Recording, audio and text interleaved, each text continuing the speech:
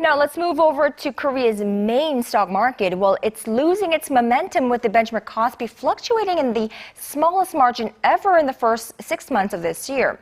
Analysts say this is mainly due to slowing economic growth at home, and our Hwang Ji-hye explains why the smaller trade volume on the main stock market.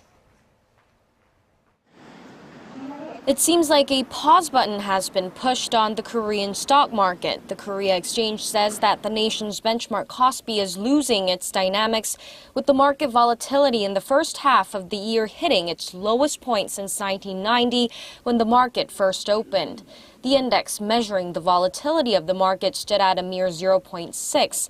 The market is less volatile as it approaches zero.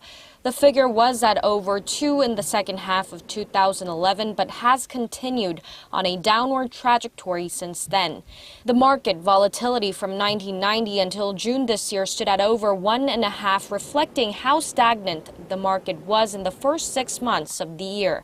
And it's not just the dynamics, but also the number of transactions that remain subdued.